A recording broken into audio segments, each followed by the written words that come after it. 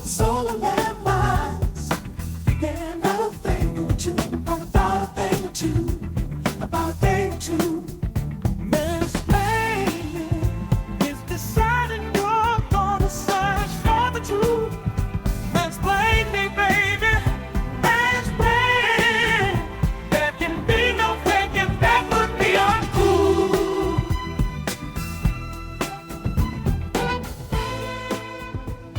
Welcome to Mansplaining, a podcast about the interesting things you can discover if you just take the time to learn. My name is Joe. I'm your host for this week. And as always, I'm joined by my college friend, Mark. Together, we'll explore what's on our minds and hopefully figure out a thing or two about a thing or two.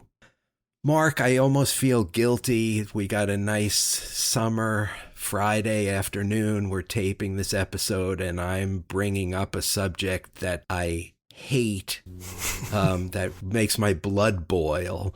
But I thought it was a proper topic for a mansplaining episode, so I asked you about it, and I apologize in advance.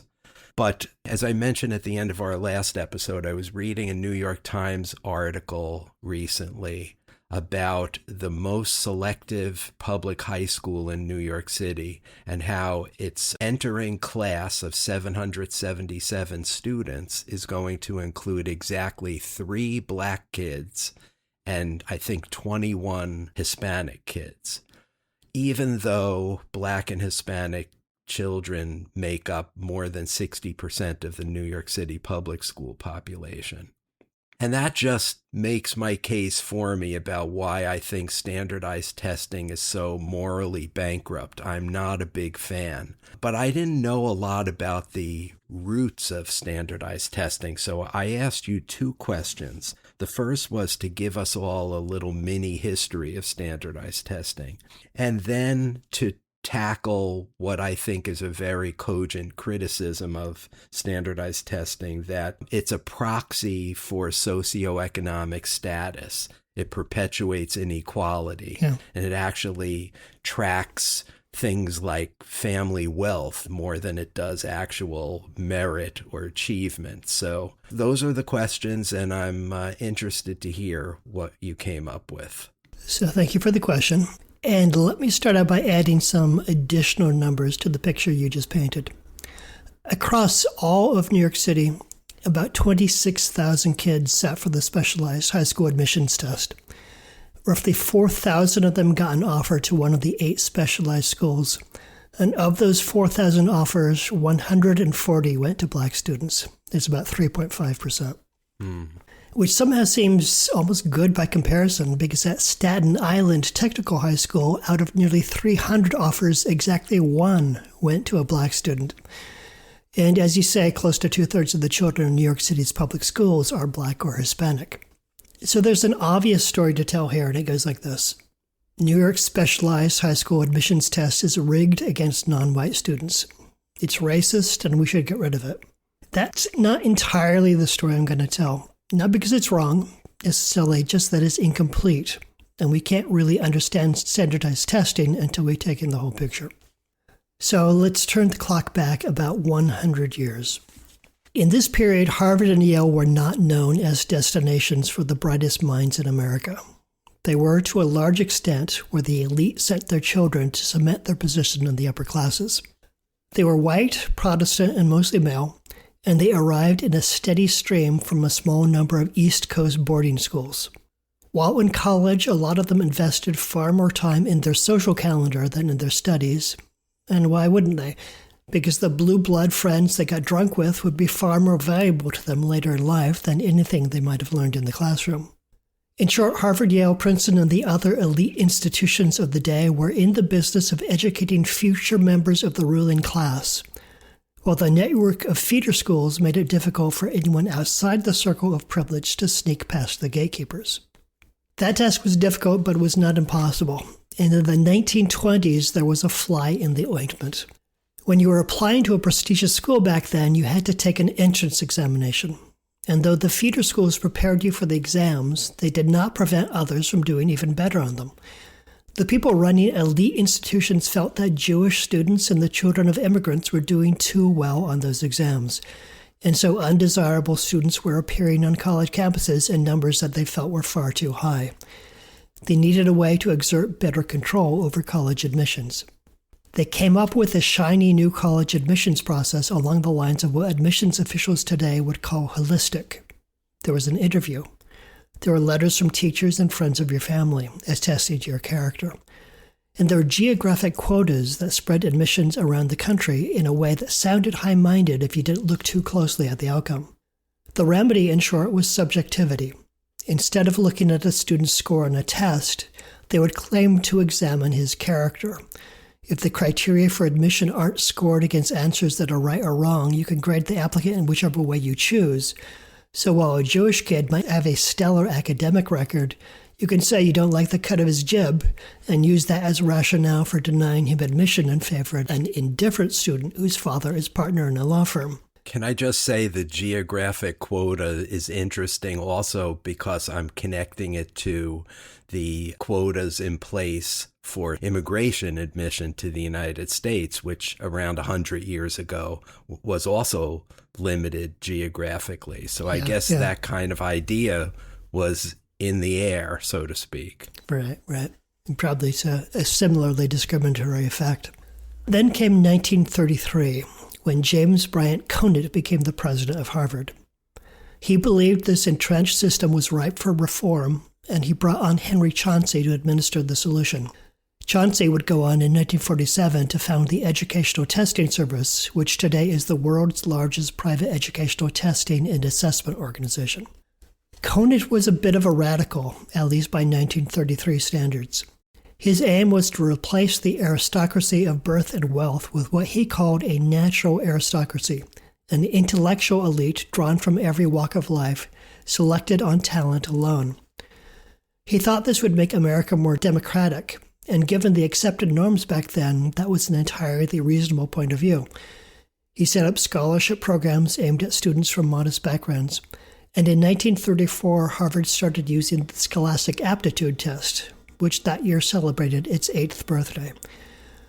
The point of the testing was to locate kids who were never going to show up through the boarding school pipeline. Chauncey and his allies talked openly about breaking up the old boys network. One early enthusiast described the test as the death knell for the influence of the blueness of one's blood. By the end of the 1930s, every school that would eventually become the Ivy League was administering the SAT. Conant was in favor of standardized testing as an antidote to the holistic admissions process that had been devised to prop up privilege. College admissions exams had been achievement tests. They tested you on knowledge you were expected to have mastered by the time you graduated high school. Conant went on record as saying that achievement tests favored unexceptional rich boys because their families could purchase top-flight high school instruction.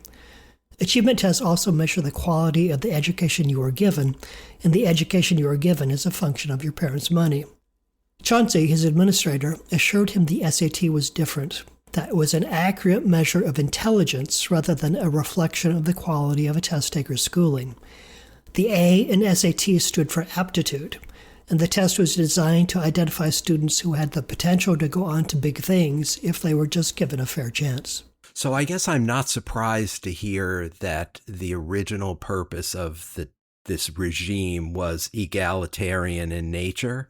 But one point you made, I think, is especially interesting, that the holistic nature of the review that had been in place before the test propped up privilege. Yeah. I think today it's kind of the exact opposite. It's the test that's propping up privilege, and you need a more holistic review to see things outside the income level of the test taker. Yes, and partly maybe not so yes. I'll have more to say on that later, so let's circle back on that at the end. Okay. Carl Brigham was the SAT's primary creator. He was a Princeton psychologist who had come out of the Army's mental testing programs during the First World War and who had, in the early 1920s, written a book of eugenist race science based on that data. In fairness, Brigham later repudiated his early eugenicist beliefs. He also repudiated the premise of his own test. He came to describe SAT scores as reflective not of native intelligence, but as a composite of schooling, family background, and familiarity with English, all of it mixed together and rendered as a single number. He said this in the 1930s, but by then Ivy League schools were too busy adopting his tests on the basis that it did things Brigham himself no longer believed. It took another half-century for the educational system to catch up on that point. The A in SAT still stood for aptitude when you and I took the test, Joe, but in the 1990s, the College Board quietly switched it out for assessment. By that point, it had become untenable to claim the test measured innate potential rather than the skills the student had picked up during high school. The modern psychometric description of what the SAT measures is reasoning ability that develops gradually over years of schooling. The ACT, on the other hand, never made the aptitude claim in the first place. It was designed from the outset to measure educational development and high school competencies. And if you're wondering, the A in ACT stands for American. No pretensions to aptitude here. So wait a second, I didn't know this. The SAT is technically the Scholastic Assessment Test now and not the Scholastic Aptitude Test. Yes. As of the 1990s, they made that shift. That is correct. That's news to me. And assessment is kind of a synonym for test, so it's Yes. a little bit redundant, wouldn't you say? It's a scholastic testing test, if you want to be precise about it. Right. It sounds like they're doing anything to get away from the word aptitude. Yeah, and they couldn't just get rid of A, in the acronym because it was so well known at that point. So they had a limited number of choices. And I guess they thought assessment was the least controversial of the ones on the table. Right. The current scholarly consensus is that these tests measure developed achievement, which is to say your cumulative mastery of reading, writing, and mathematical reasoning built up over years in the classroom. They are not an accurate measure of your intelligence, let alone your potential, which means there's a terrible irony here. Back in 1934, James Bryant Conant adopted the SAT for Harvard College admissions because admissions exams favored the children of families who could pay for quality instruction. The solution he turned to produced the same effect, but not because he was insincere in that goal, and there wasn't really anybody lying to him at the time. Chauncey believed what he was saying when he advocated for use of the SAT. They were wrong about the underlying science in a way that would take generations to become fully legible. And by then, standardized testing was already embedded in the admissions machinery of every selective institution in the country. Do you remember your SAT score, Joe? I do. And one big reason I remember it is because both of my children got a higher score, so it was a subject of conversation in my house. Yeah, okay. Fair enough. I was trying to remember my own when writing up this presentation. I'm not sure I can recall the actual numbers, but I remember being really proud of my score at the time. It was high, and I thought that marked me out as someone special. But knowing what we know now, what can we say about what a standardized test score actually reflects? The statistics tell us that children are already beginning to divide along economic lines as soon as they enter school. Apparently, kindergarten students are given math and reading assessments these days, which kind of blows my mind. Were your kids tested in kindergarten?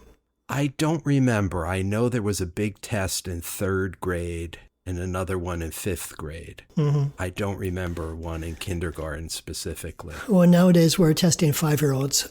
74% of children in the highest socioeconomic quartile score in the top half of math assessments, while only 26% of kids from the most impoverished quartile score in the top half on those tests. In reading, there's a very similar disparity. 69% of kindergarten students in the most well-off quartile score in the top half, while only 27% of kids in the bottom quartile get an above-average score. And remember, these are 5-year-olds. Institutionally speaking, no one has taught them much of anything.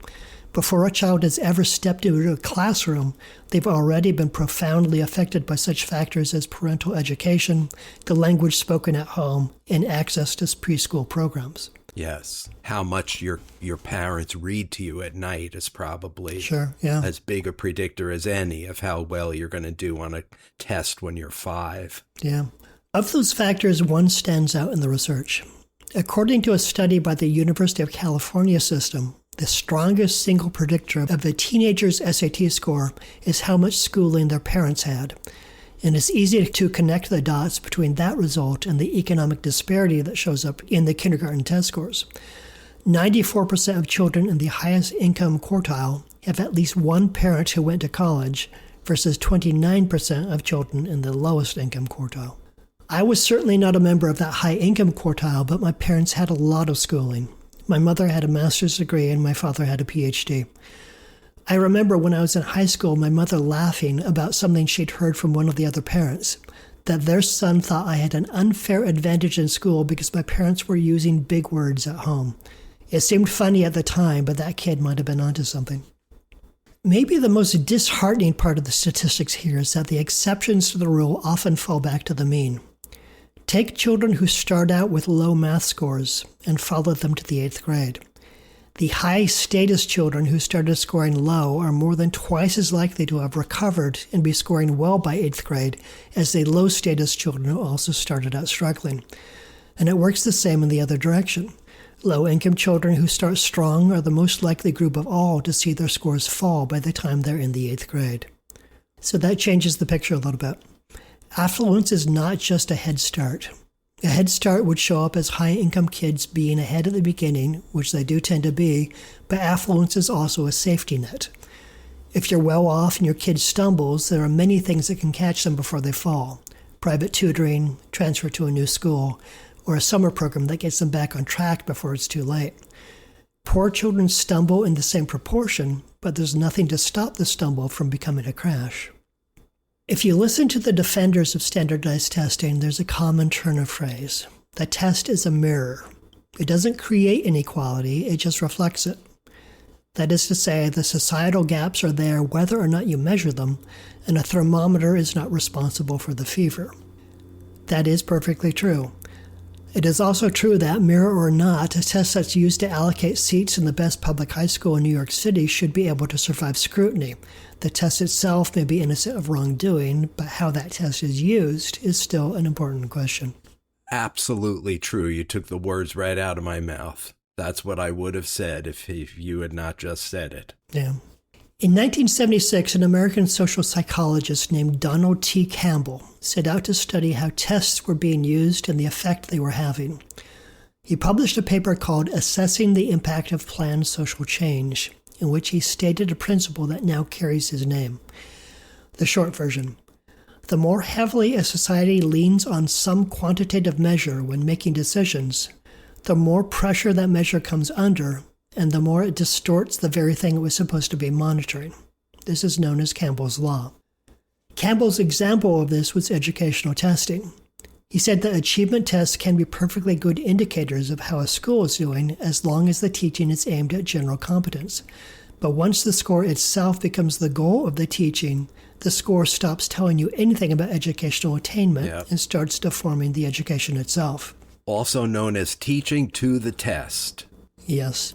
Campbell saw the same problem in entrance examinations, by the way, so he would have been entirely unsurprised by that story in the New York Times. A few years later, the United States embarked on a social experiment that proves no one was really listening to Campbell.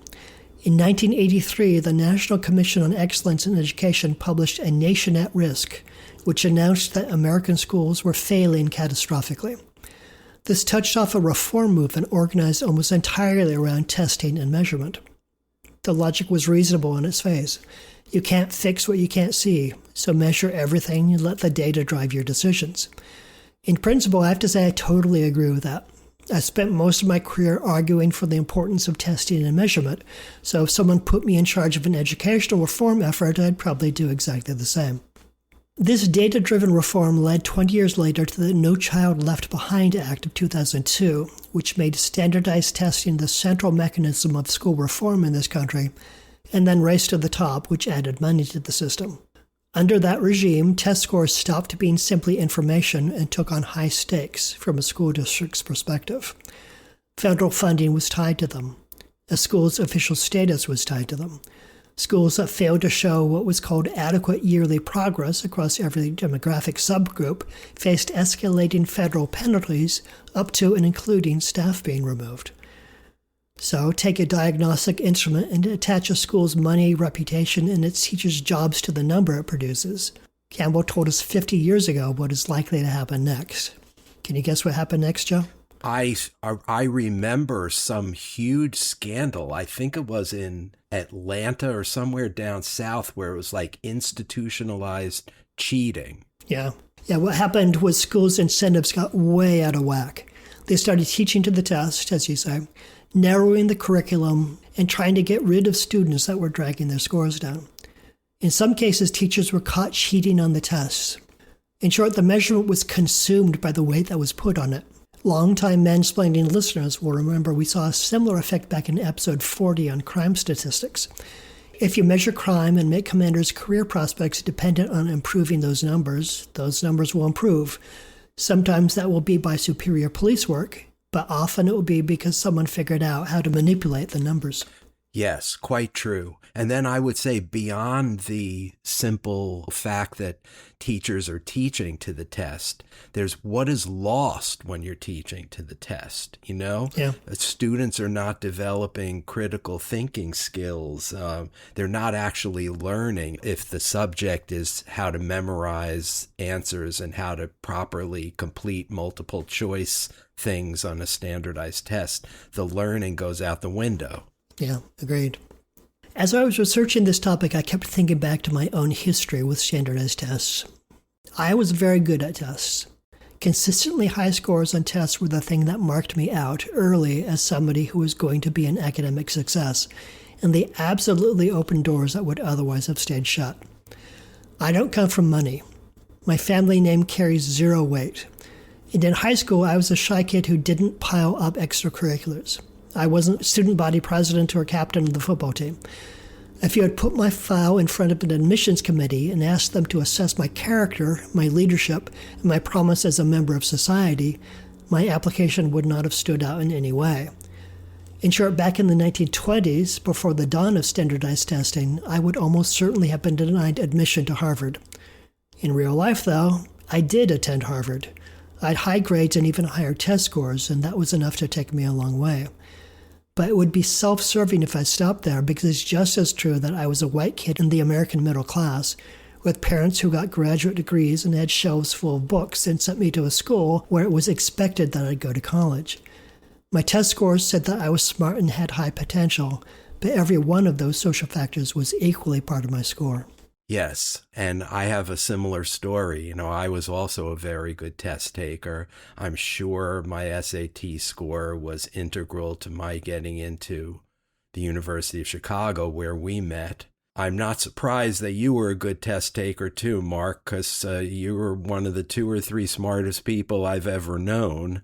And I knew that when you were 18 when I first met you, so that's not surprising. But interestingly, my children are also good test takers. Yeah. And, you know, I could get off on my high hog and say, well, we're just naturally brilliant people, but that's bullshit.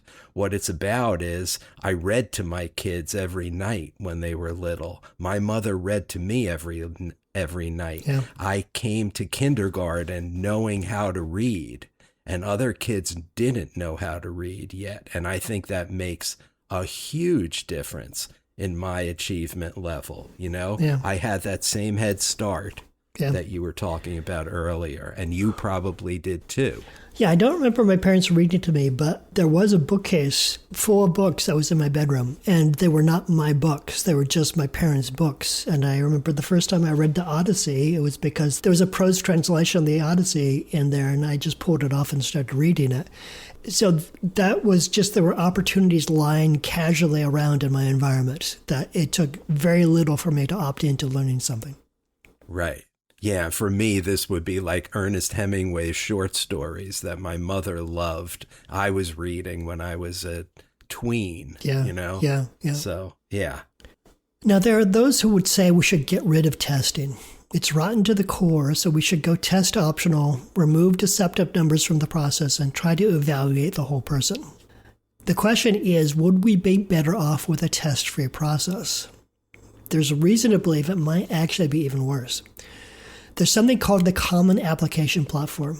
That's a unified undergraduate application platform used by more than 800 higher education institutions. Researchers went through millions of common application files and looked at what students report about themselves outside of academics, everything except their grades and their test scores, such as extracurricular activities, leadership positions, honors, and distinctions. What they found was the non-academic portfolio is just as skewed by family circumstance as the test score is, and arguably even more so. White and Asian applicants report 63% more top-level leadership roles than Black applicants. Students whose parents went to college reported 71% more honors and distinctions than first-generation students. And it's no mystery how this comes about. Sociologists call it the affluent parenting style, quote, concerted cultivation, unquote, a strategic, continuous, expensive development of a child's activities. They hire private coaches. They send their kids to specialized summer camps and on international service trips. On the paperwork side, private school students get counselors with small caseloads who have the time to write long, specific, well-crafted letters, and they go to schools with smaller class sizes that generate more leadership opportunities per capita. Schools that initially dropped standardized testing have started pulling it back in. MIT reinstated its requirement in 2022 after concluding it couldn't reliably predict who would succeed there without testing. They argued that the test increased access for low-income and underrepresented students by letting them demonstrate preparation when their high school's lack of advanced coursework left them with no other way to do so. Dartmouth's internal research found high school grades predicted about 9% of the variance in college grades, while the SAT predicted 22%. When Yale went test optional, they found that students who submitted scores were being admitted at 3 times the rate of students who didn't, partly because good test scores gave students a way to differentiate themselves at a time when rampant grade inflation is being driven by Campbell's Law applied to high school transcripts. The critics of testing have an answer for this. They call the diamonds in the rough argument smoke and mirrors, arguing that for every disadvantaged student that a test requirement finds, most are lost, because the score doesn't reflect the environmental hurdles they had to clear. And as that New York Times story documents, in New York City it's objectively true that Black and Hispanic students are being left behind.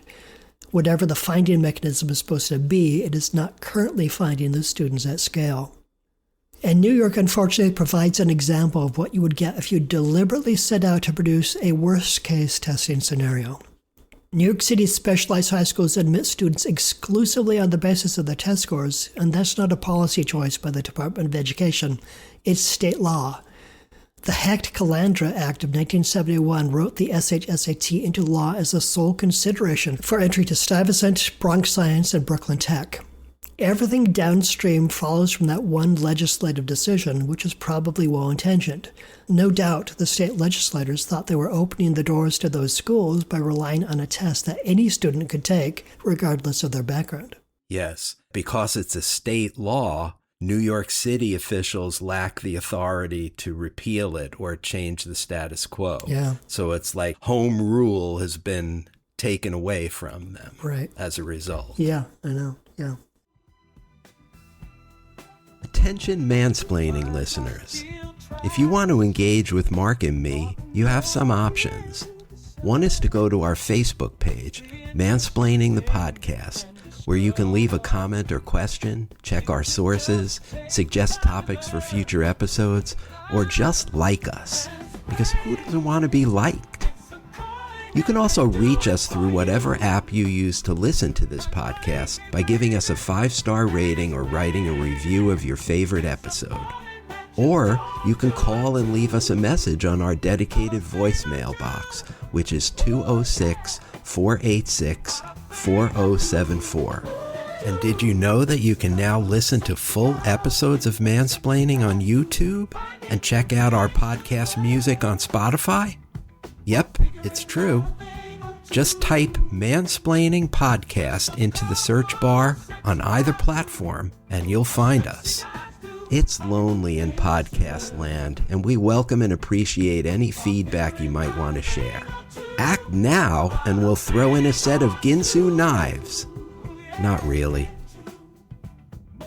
And here's the second factor. The test measures performance on one single day. Researchers who've looked at score variability estimate that one-time random factors, for instance, you slept badly, you skipped breakfast, there was construction outside the window, or you had a fight with somebody that morning, those factors can account for somewhere between 1/2 to 80% of the variation in a given student's score. There is no do-over, no second measure that will catch the students who simply had a bad day. Compare that to middle school grades, which are a longitudinal record of 3 years of work, and which the research indicates can be a better predictor of how you do in high school than the SHSAT is. I can still remember one test I took in college. It was a midterm, and I overslept. I jumped out of bed, raced to campus, and got there 15 minutes late. When I finally got a copy of the test and took a first look at the questions, my mind went completely blank. I just stared at the page, feeling the minutes pass, and I still remember that agonizing feeling of not being able to remember even one of the answers. I did not do well on that test, but it was just a midterm in a class that didn't make much of a difference in the long run. Right. Imagine, though, if it had been the SAT. My life might have gone very differently if I'd had an equally bad day when I sat for that exam. Yeah. And here's a third factor. Most of the eligible children never take the SHSAT. Only about 23% of Black and Latinx students in New York City sit for it. Among Asian students, by contrast, it's 71%. In short, the test produces two gaps, one in performance, but even before the exam is administered, there's already a sizable gap in participation. Partly this is a result of test registration systems that are hard to navigate, middle schools where nobody explains to the students what the SHSAT is or why it matters, and testing sites that are a long way from home on a Saturday morning for a family without a car. Not to mention the Black or Latino students who are aware of the long odds against them, making it into the city's specialized high schools and figure taking the test isn't really worth the bother. Yes. This is why I can't help thinking it parallels voting, right? Why you wonder, why do half the people in America not vote? Well, it's because half the people in America think their vote isn't going to matter a hill of beans, isn't going to do a single thing to make their lives better. Right. You know, and I think that applies to those test takers you just mentioned who don't show up. Right. As a fourth factor, half of all New York City public school offers to the specialized high schools come from 4.5% of the city's middle schools. Those schools are where the honors tracks and the gifted programs live, and where students have a chance to learn the accelerated math that the SHSAT tests. In the neighborhoods where it isn't taught, an 8th grader sits down to a test covering material that their school never offered. And finally, there's the test prep industry. Families spend thousands of dollars over multiple years buying preparation for their children. Studies suggest that these services promise too much to their customers. Psychometricians who study the effects of test coaching find that to be so small that they're hard to distinguish from measurement error. But harder to measure is the effect of how these prep classes are perceived. The belief that you can purchase a score might itself be enough to distort behavior, to fill the rich kid with confidence that allows him to be more relaxed on test day, and to convince the poor kid that he never had a shot in the first place. The SHSAT does have its defenders. The strongest are largely Asian American families, many of them immigrants, and a great many of them are low income. Their argument is that this is the one door in the entire city that cannot be opened by a phone call. Nobody's uncle can get you into Stuyvesant. There's no essay to be ghostwritten, no counselor to charm, and no legacy admissions backdoor, to reference another of our episodes. Yes. For low-income immigrant communities, an exam may not appear so much an obstacle as a mechanism. It is the only transparent, rules-based arena within American society where soft social capital, embodied in such things as networking, interviewing, and cultural literacy, is entirely stacked against them. If the alternative to the test is a holistic process, we would be asking them to trade the one system that ignores their accent for a system that almost certainly will not. Yes, it's a good point. And I will also say, in fairness to Asian students, you know, many of them are first-generation college students. Yeah. Their parents are immigrants. They, as you mentioned, they live very modest means. Some of them are downright poor. You know, so it's an incredible achievement that they're able to score so well on these tests. And yet, you know, just like I, as a testing success myself, my children, I'm opposed to the idea of standardized testing because it's unfair to everyone else. I wish Asians could apply the same logic and feel like this is just terribly unfair to so many people that even though we benefit from it, we can't tolerate it. You know, maybe that's easy for me to say, but that's my plea. Yeah, that's what I was thinking, is that for you and me, Our testing days are far behind us. Your children have already gone through the testing process. So we are in a much easier position to say that, yes, though we benefited from it, then it should be removed because it penalizes other people. I think that's a much harder decision to make if you are ready to take the test, if your children are soon to take the test, because the stakes are very personal. Like, you're asking them to choose hypothetical families over their own, and most people are simply not going to do that. Yes. I mean, I want all the citizens of New York to benefit from our educational system and our fantastic schools at the high end. So, right. I wish everybody else felt that way. One data point that proves that this doesn't sort neatly along the lines that you might expect coming in is that your current mayor of New York City, Zohran Mamdani, is a Bronx science graduate who supported abolishing the SHSAT when he was running for the assembly, but now says he has no plans to eliminate or alter the test. Yes. He's also called the admissions numbers jarring, which they are. His opponents might call that hypocrisy, but I'd say it looks to me like honesty in the face of a complex and difficult problem that cannot be conjured away with something as simple as a campaign slogan. Yes, I would add to that. I feel pretty strongly that he's seen what a brick wall it would be to try to actually eliminate the test. It's been tried many, many times. It's bitterly opposed by a lot of groups, not just Asians.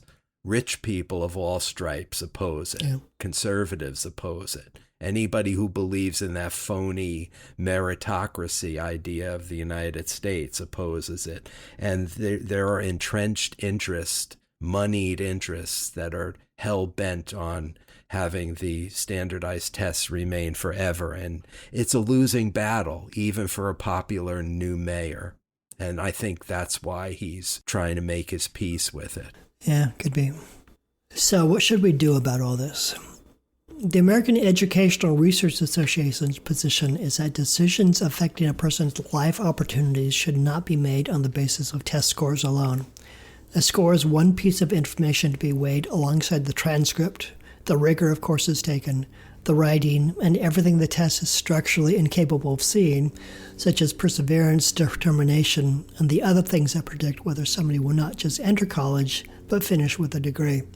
For New York specifically, that would mean amending Hecht Calandra, so the exam is one input rather than the sole input, with middle school grades in the mix, since the grades can be a better predictor in any case. Now, using test scores alongside other measures is not necessarily a solution to the problem. If test results are prejudiced, and if admissions essays and letters of recommendation and after-school activities are also prejudiced, then you could simply be doubling down on prejudice. A more promising practice involves including the test score, but giving it context. The College Board has built a tool called Landscape that gives admissions officers standardized information about an applicant's high school and neighborhood, what courses were available, what the median family income is, and how the school performs overall. In controlled experiments, admissions officers working with that context were 20% more likely to admit the students who had faced the highest adversity in their pool. Racial diversity went up. And remarkably, despite these broader admissions, the average SAT score of the admitted class did not change. Instead of leading schools to admit lower-scoring students, it simply allowed them to evaluate scores in a way that put the spotlight on high performance by disadvantaged students and marked out their scores as particularly impressive. That suggested the trade-off that's always been predicted, that you need to choose between diverse student bodies and high-performing schools, has always been imaginary. Those students were always there, qualified to attend the better schools and looking for an opportunity. What was missing wasn't talent among underprivileged groups, it was the information required to read a number correctly, to understand that a given score produced in one neighborhood and the same score produced in another are not in any meaningful sense the same score, which is, when you think about it, what Conant was trying to do in 1933. He wanted an instrument that could measure a child rather than that child's privilege. And in retrospect, that was both admirable and naive. Privilege runs too deep for its effects to be banished with a simple test.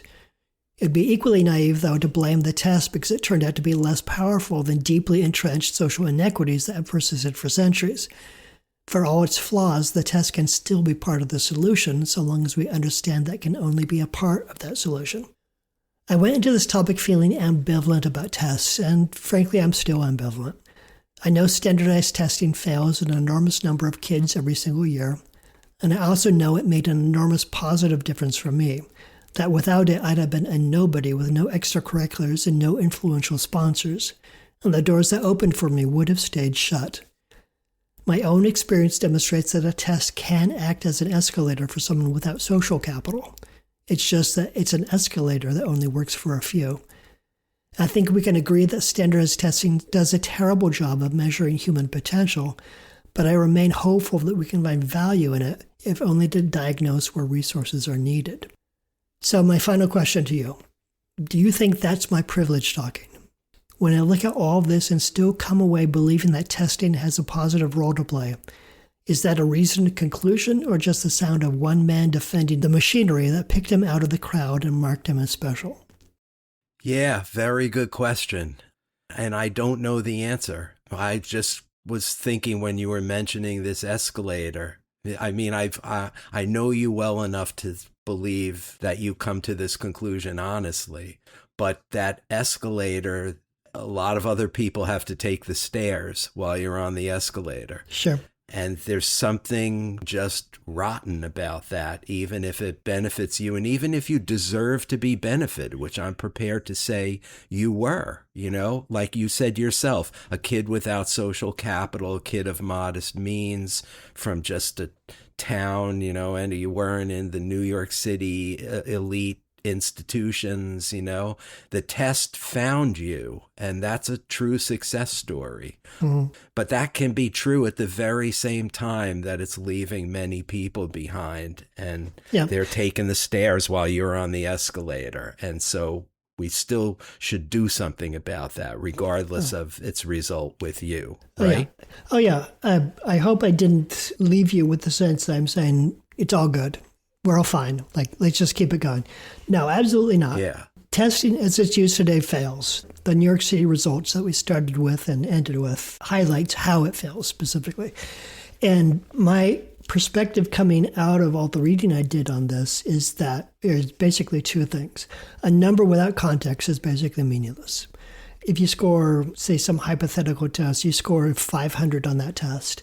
That tells you nothing until you know in what context did you score that 500. Yes. So that program that I mentioned where it provides context where it's basically, it's almost like wins above replacement for test scores. Yes. We're saying this kid's score is significantly higher than the number because the educational and economic environment in which they scored that was disadvantaged.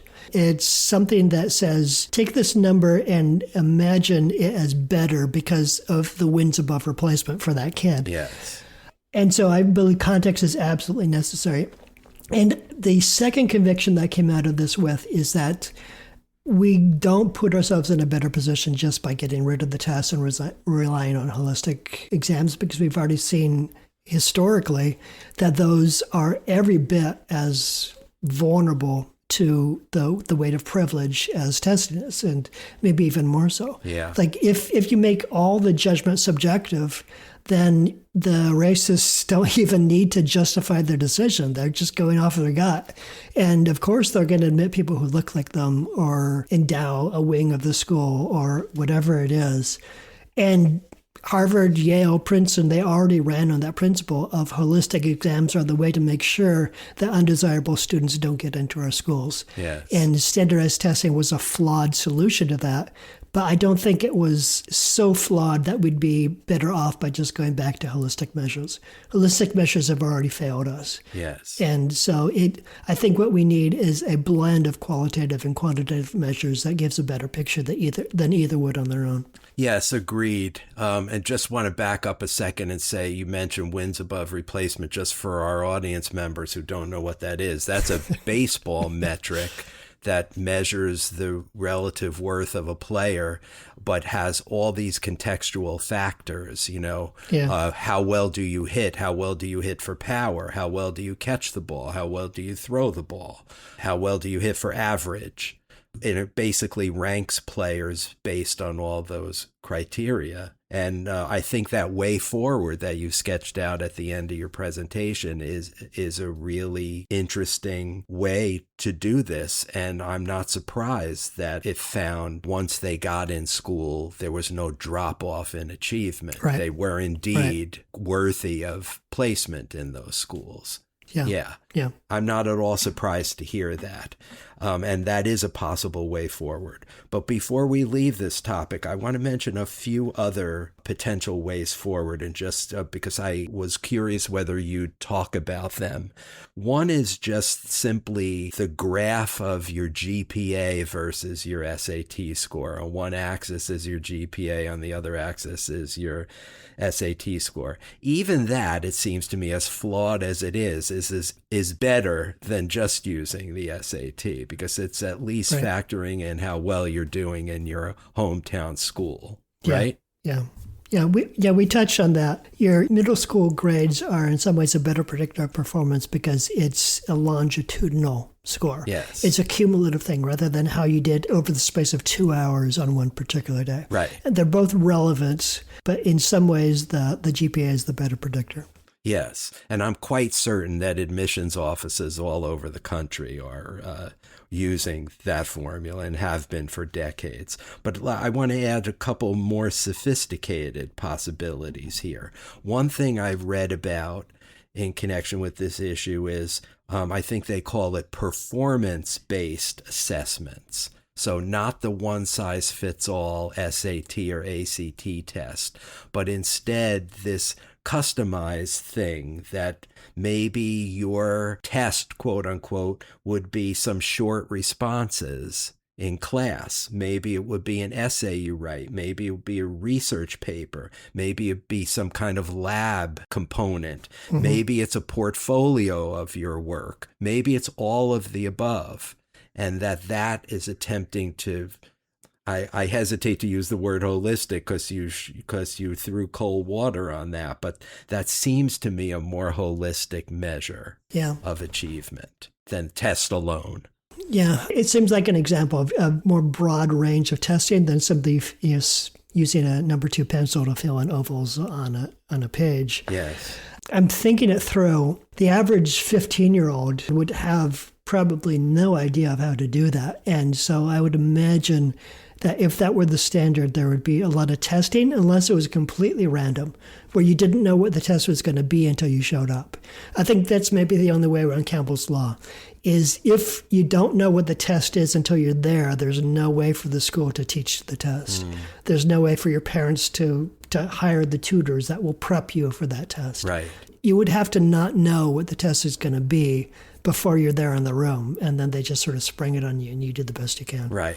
So perhaps that's a promising replacement for a test-only regime. Yeah. Okay, well, one other I want to run by you, and this is one I've had in my head for a long time. The state of Texas, and I believe a few other states, have a system where they offer automatic acceptance to its public universities to all in-state students who rank in the top 10% of their high school class. Yeah, just automatic. So it seems much more equitable, right? So even though it could be a poor urban school or a rural school where the learning is not as great as it is in the highfalutin suburban school, and yet this is the top 10%. These are the best students. And for all the reasons you mentioned earlier, they weren't taught calculus, right? That's not their fault. They're the top students in that district. They should be offered seats in the public university system simply by virtue of them ascending to the top. I think that bypasses Campbell's Law for sure. Yeah, right? Yeah. On the face of it, that does feel fair. That feels equitable. That you're not competing against students in other districts. You're basically just trying to achieve within your own context. And if you hit that standard with wherever you go to school, then you're automatically given admission. That would be a way around Campbell's Law, because there would be no incentive to schools to teach to an exam if the students are only competing against other students at the same school. Right. Now, of course, you're going to meet with many of the same institutional responses. If fewer rich white kids, fewer high-achieving Asian kids are going to get into the Texas public university system because of their commitment to taking 10% of the top-performing Black and Hispanic schools. Right? Possibly. So the same resistance will be offered, but I just think it's a much better way of configuring your population. I would expect that the Asian students who are performing well in standardized tests are also probably pulling down very solid grades. So they're very likely to be within that 10%. Okay, one other observation is certainly not original to me. This is actually something my wife says all the time. It's not original to her either. But, we spend so much time, obviously in this episode, but also the country spent so much time engaged in debate and furor and all this heat and light about pre-college testing, the SAT, right? The gateways to get into college, when the damage is already done to the low achieving student by the time he or she gets to kindergarten, for some of the reasons we ticked off at the beginning. Yeah. Maybe their parents are working 2 jobs and just don't have a lot of face time with them. Maybe their parents are not reading to them. Their parents don't have time to do their homework with them. They're not sitting together for dinner, which is statistically proven to increase education and happiness levels within families. All those reasons, all those potential dysfunctions are already well in place by the time the student is entering kindergarten. And here we are arguing about what happens when that student is 17. Yeah. Closing the barn door after the horse has already escaped. Yeah. Yes, right. Yeah, it does put all of this in context, is that we're placing so much of a focus on something that happens so much later than the students begin to diverge along socioeconomic lines. It goes back to things that are so deeply entrenched in our society. Yes. And no test or lack of a test is going to solve that. Those are much bigger issues. Really, with the testing or the no testing, the admissions process, we're probably only influencing a small proportion of the actual problem that the country is dealing with. Yes. And let me just say for the record that even though I strongly believe that the damage is already done by the time these children get to kindergarten, that doesn't mean we shouldn't try to redress inequities in the system for selecting college students or middle school students, whatever the case may be. Yeah, play the cards we've been dealt. Yes. Well, thanks for an interesting conversation, and I appreciate the historical perspective, and I'm looking forward to listening to this episode again so I can make sure I understand all those historical underpinnings. Yeah. It was a good story that I happened upon, that through good intentions, reform had exactly the opposite outcome of what it wanted. Yes. And the reason for that is some of the more discouraging aspects of human nature. Yes. So are you ready for a question? I am. Okay. So my question for our next episode concerns tipping. I thought to ask this question after I saw a video that blew up on social media.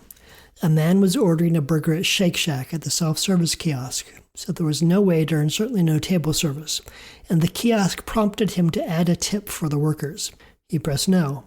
After all, he was entering the order himself, so who exactly would he be tipping and for what? And when he pressed no, the price of his order appeared to go up. Ooh. Now, Shake Shack insists that's not what happened. The increase, they say, had nothing to do with him declining to tip, and that may be so. But millions of people watched that video and believed it without hesitation because we recognize the world it described, one where a tip is no longer a reward, but something that's obligatory, in some cases even mandatory. And the only choice left is how we'd like to pay it. I personally feel like tipping has gone wrong in this country. As I understand it, a tip was originally meant to reward service above and beyond what was expected, but somewhere along the way it became an obligation. So tell me the story of tipping, Joe.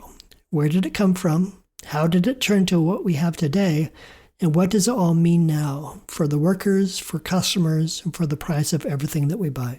Oh, super interesting question, Mark. Really great. I can't wait to get into this. All right, you heard it, everybody. My assignment for next time is to look into the history of tipping. That's going to be really, really interesting, I'm sure. But that's all for now. Thank you very much for listening.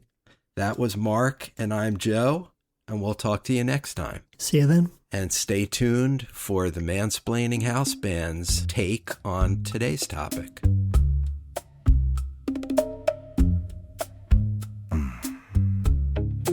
I'm a private banker, not some mediocre wanker.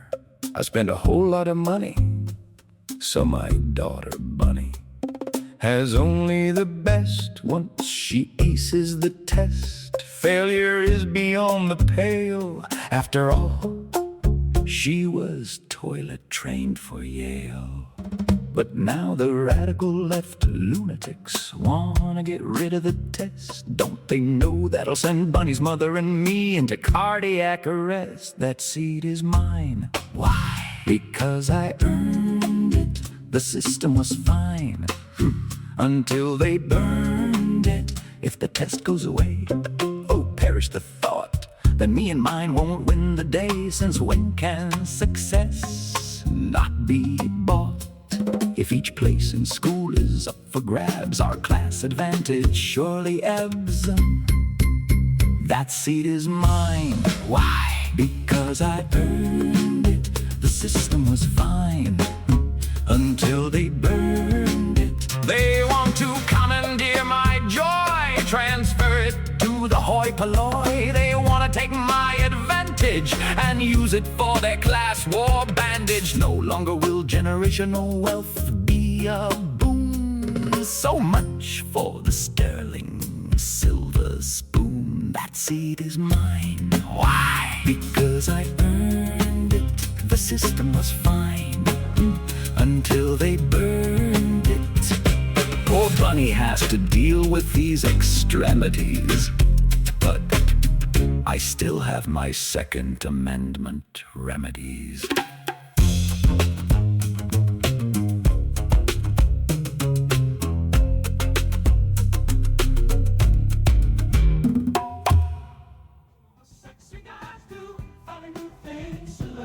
Mansplaining is brought to you by Joe and Mark and nobody else. Music composed and performed by the Mansplaining House Band. Thank you for spending your time with us, and we'll see you next time.